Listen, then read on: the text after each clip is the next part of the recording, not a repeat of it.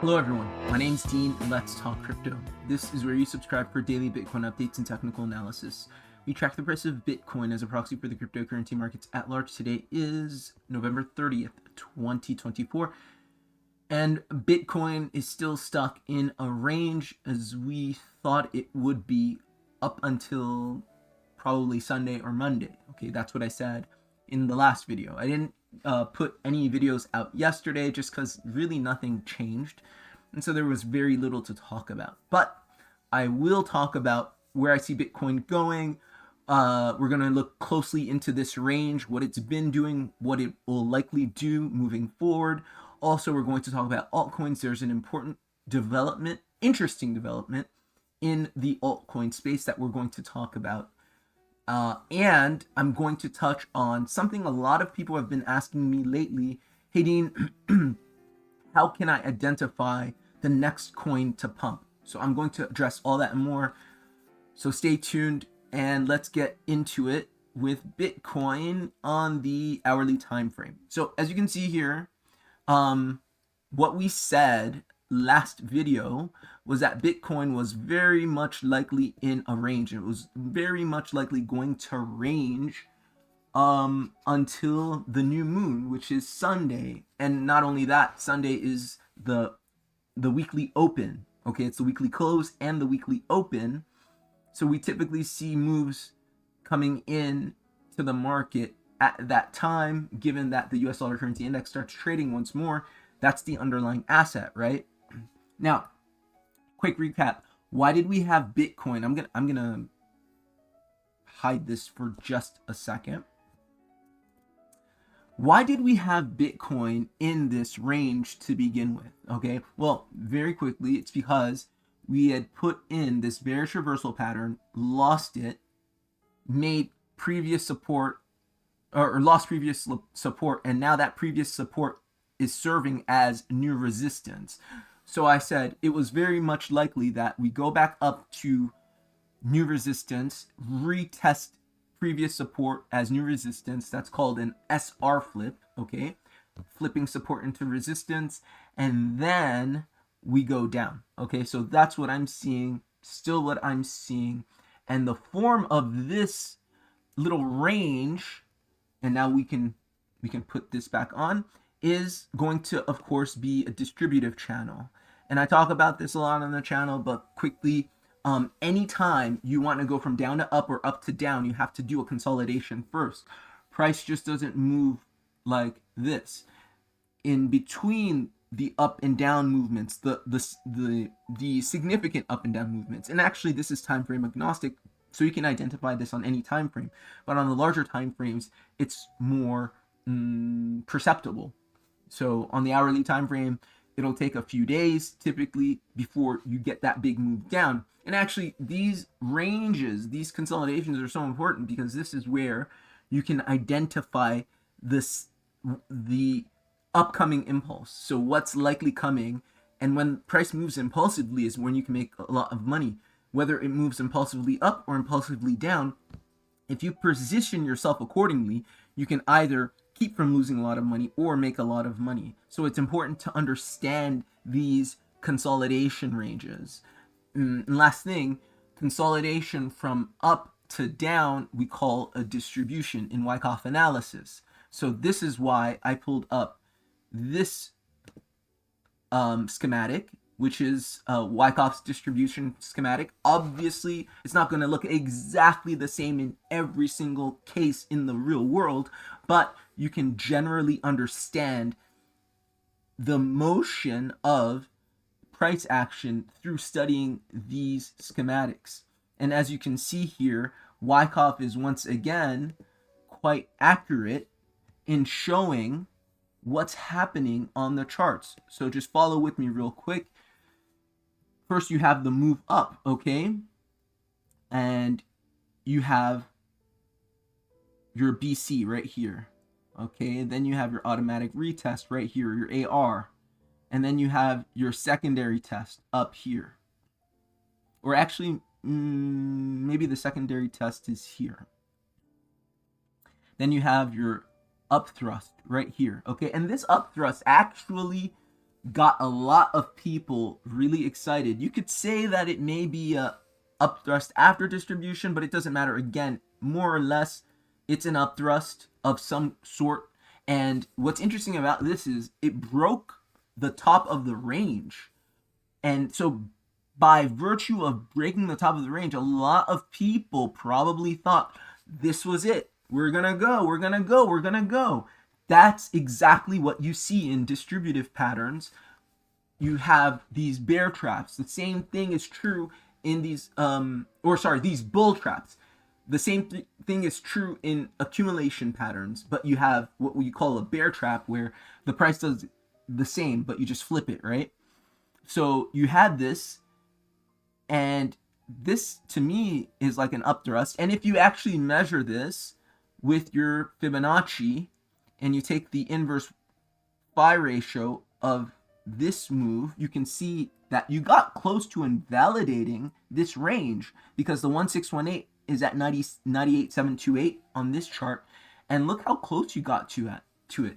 That tells me as a chartist that Bitcoin is extremely bullish, obviously, and so when it does go down, it's going to go down reluctantly, but everything goes down. It's a very bullish asset. There's so much buying power, but even if it has to come close to sort of invalidating a distributive range, it's still going to distribute because that's what things do. Things correct when they need to correct.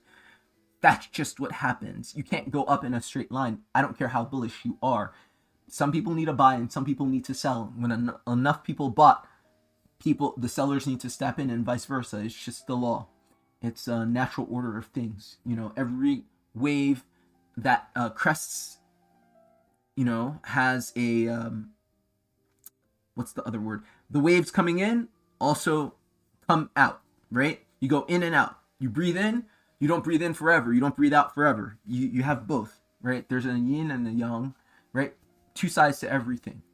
So anyway, this is your upthrust. And what I'm seeing here is the last point of supply, okay?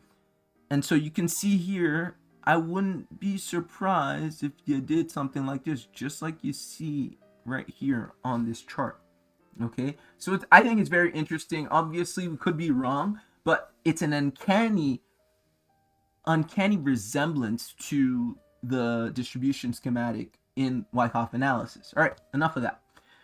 The other way to look at this channel is very simply as another bearish reversal pattern. So one could say that Bitcoin is simply putting in a head and shoulders pattern. Let's get our tool here. Guys, if you're getting value, please like, share, and subscribe. Consider buying me a coffee at the pinned comment below. And don't forget, I am now offering a portfolio consultation service that you can also get at my Buy Me a Coffee website. All right, where is this? I know it's here somewhere. Probably in here.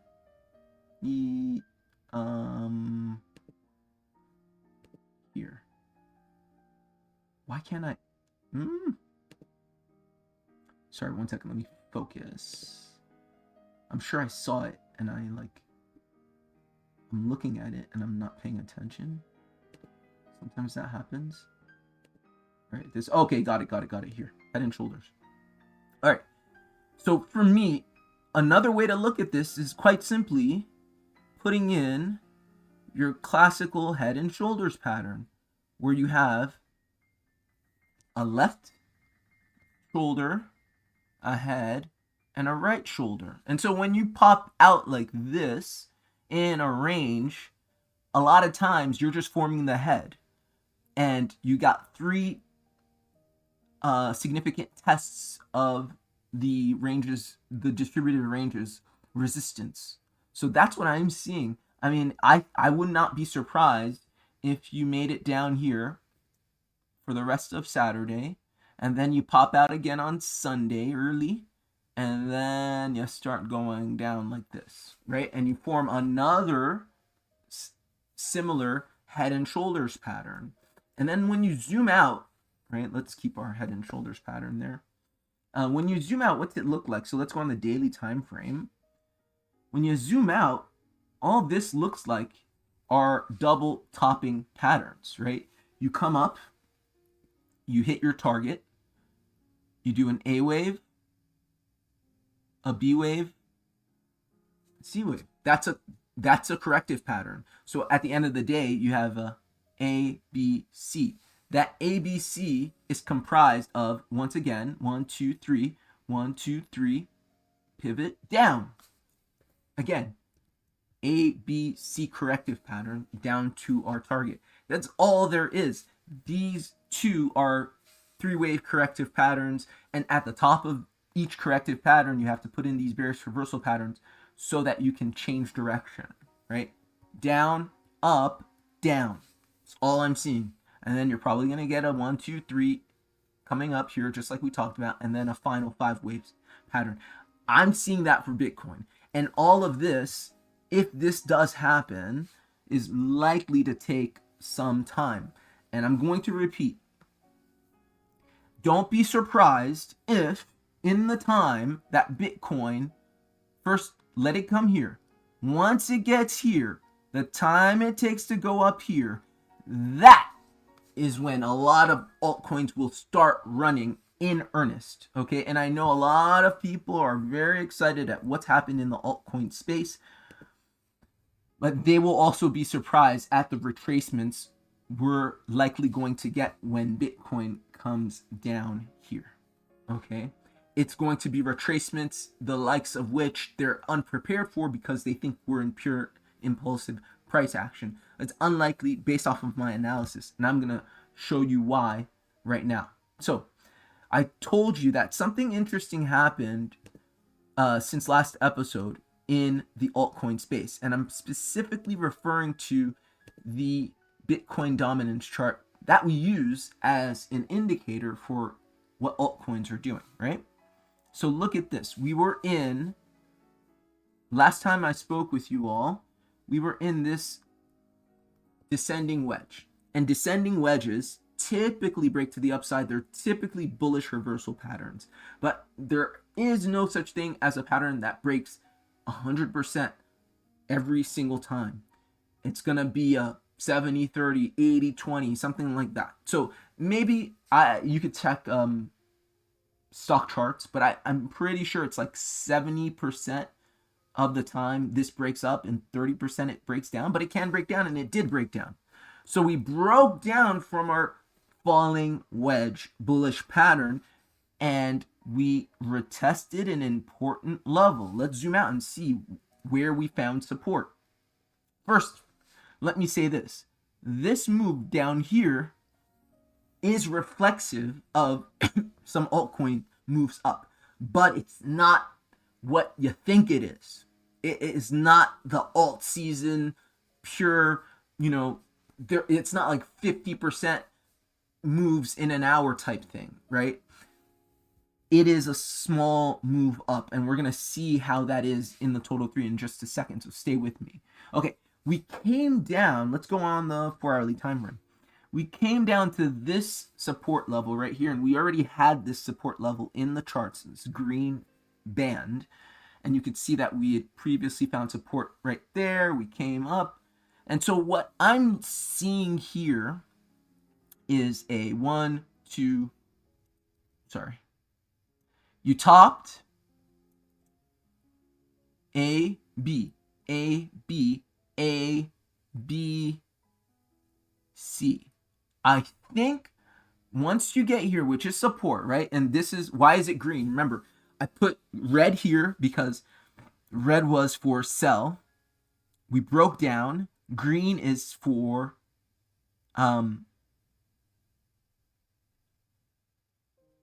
green was supposed to be buy, I think. I'm confusing myself. In any case, because it's going to go up, it's for sell. It's more likely than not to go up. So you should sell Bitcoin dominance moving up from this support level. But once it gets to this level, which was previous support, now that we lost, that's going to be flipped into resistance.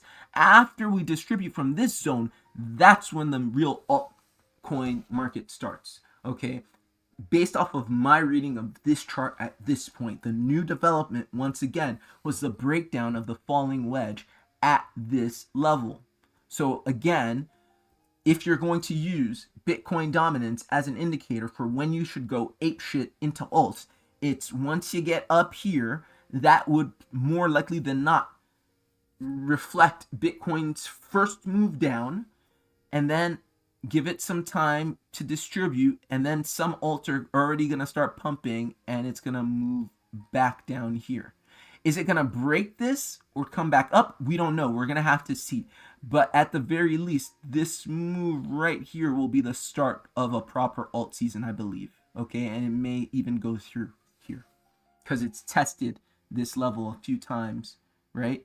It may break on that one. We don't know. Okay, and now to end the sort of the discussion in altcoins, look at what the total 3 is doing. A lot of social media analysts are saying, you know what?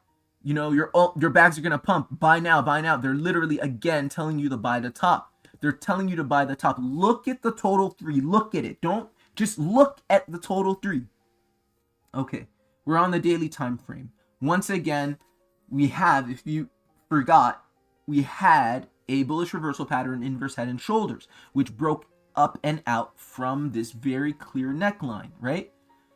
Now, upon breaking out, you ascertain the approximate target. The pattern target is just the height of the target or of the pattern superimposed from the side of breakout. That's your pattern. Usually in pattern analysis, it's more or less, you know, the level that you're looking at. It's not always penny or to the dollar specific, but sometimes it is. But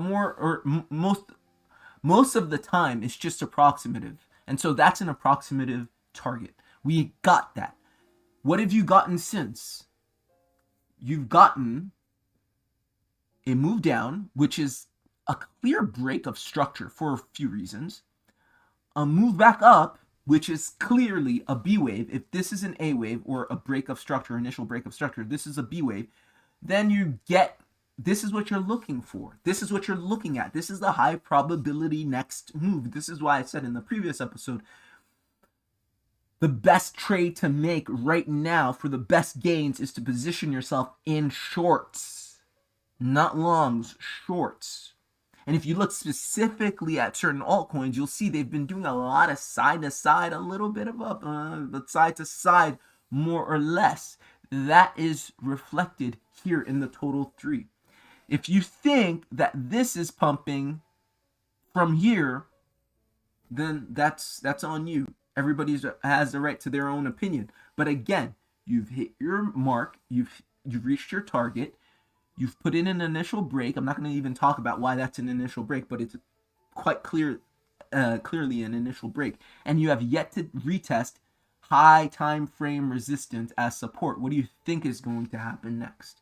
This is why I'm saying, don't start buying alts yet, because do expect a major retracement before continuation. That's when you do it. Now, last thing we're going to talk about. People say, hey, Dean, I saw your analysis. You're pretty decent at this. I'm looking for the next pump. What should I do? Okay. And actually, I'm talking about this because I don't want you to make the same mistakes I did. Last cycle, I was of this mindset. I was playing heavily with the crypto pair screener on TradingView. If you don't know what that is, let me tell you very quickly. There are ways that you can screen for certain altcoins, certain coins, based off of certain indicators, based off of certain trends, oscillators, right? Let me just give you an example. Let's say I'm looking for any coin. So, okay, if you're looking for a coin to go up, you typically want to see a coin that's down, right? So I'm going to say first in my oscillators, and let's see the oscillators or performance maybe even. I'm gonna look at something that's pretty low. Trying to figure out what I should do. Okay, first let's do this. Let's do exchange type. Let's just do centralized exchange so I can trade it, because I'm not trading shit coins on decentralized exchanges, right? Because there's all these low liquidity, projects that are rugs. And then let's say I don't want to trade anything else other than what's in USDT. So let's go into financials. Where's that? Exchange type, symbol type, current trading, exchange, volume, quote currency. Okay, I'm only trading USDT. Okay, so let's do that. And then for technicals, let's probably say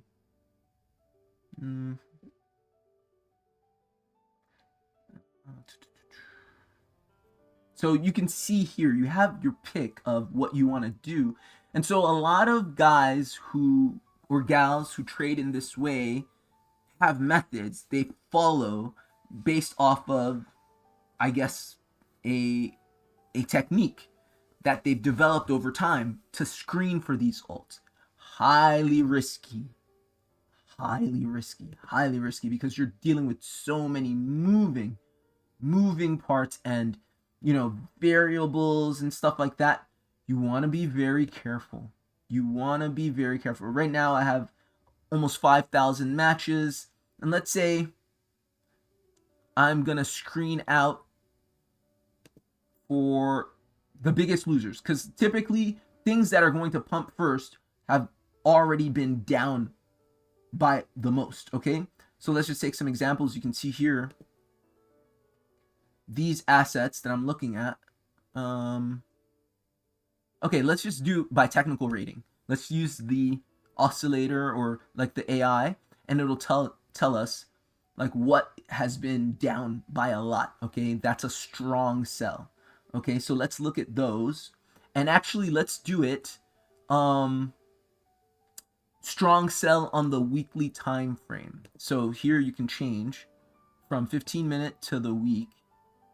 And so now let's go back and screen for anything on the weekly that's on a centralized exchange that is in USDT, that is not a strong buy but a strong sell, because I want to get in a nice long. Okay, that's kind of one way to do it, right? But I hope you can already see how complicated this can get, how complex this can get, how tricky this can get. And let's go and look at an example. This is a 24-hour change, sniffed USDT up almost 80%, but it's a strong sell. Let's look at this, down 59%. It's a strong sell for the week. Okay, it's a strong sell for the week, and it's down 59%. Here, this one, down 64%, same one. All right, so let's open it up and let's see. Okay, and in any case, even if you screen, you're going to have to open up the chart to see what you're dealing with. And invariably, what you're going to see is a complex chart that I wouldn't necessarily put my money in, given the overall trend. What do I mean by that? So looking at this, you can tell a lot of volatility. You're probably putting in some sort of triangle consolidation pattern. It's anyone's guess as to if this is finished, if this has more to consolidate or whatnot, but trying to say, hey, I found something that's down and this is going to pump, it could, but it can also not. The risk you incur by trying to find the early pumpers and being impatient is outweighed, or the risk is too much, right? It outweighs the benefits, because if you get really lucky and this pumps first, you take profit and then you can cycle it down into everything else. That's ideal, but it seldom ever happens. And I'll tell you why. The trend is the trend is the trend. Right now, if you look at the king altcoin, Ethereum, okay, it is where it's at likely the top of its move. Okay, let's go on the daily. It's at the top of its move. It's put in a lot of sideways up and to the right, but still sideways price action. Okay, now one could say, oh, this is a rising wedge that's going to break. It could, but I think that's unlikely. I think what you're more likely than not to get is a retest, very important and non-existent retest of the top of this range, or even this area of this range right here. Okay, Bitcoin's going to dump more likely than not. And why do we say using Bitcoin as a proxy for this cryptocurrency markets at large? Because if Bitcoin dumps, it's highly unlikely that your favorite altcoin is not. It happens sometimes, but it's very unlikely. That unlikelihood, the risk you run by trying to outsmart the market, you're just going to lose your capital, and it's not worth it. So my conclusion is, don't chase pumps, especially not in a bullish environment. Wait for the retracements. If anything, if you're skilled enough, short the retracements, but you don't even have to. Just wait patiently for the retracements. Once Bitcoin gets to some sort of support, you buy your altcoins. Do it again, rinse and repeat. Do it again, rinse and repeat. Chasing pumps is the best way to lose money in a bull market. I'm speaking from experience. So to all those asking me how to screen for the next pump, don't. You have the tools here. You can do it, but I wouldn't. Just don't try to trade against the trend. Right now, the trend, as I've been saying for a while, is toppy. Wait for that to play out. Let's say I'm completely wrong and it pumps up. Good for you. It's fine. And then you know. Then look for something that has yet to pump and get in that. Because that's likely. Then Bitcoin's also probably going to pump, right? But if it's a one-off, know that the general trend is likely going to be down. So for this time, don't trade against it. Just either wait or short. Once everything's on support, you can buy. That's my best advice for trying to catch the next pump. Guys, that's it. I hope this was helpful. I hope this was useful. Like, share, and subscribe. Consider buying me a coffee at the pinned comment below. And don't forget my new portfolio consulting service also on the Buy Me a Coffee website. Take care, guys. Bye.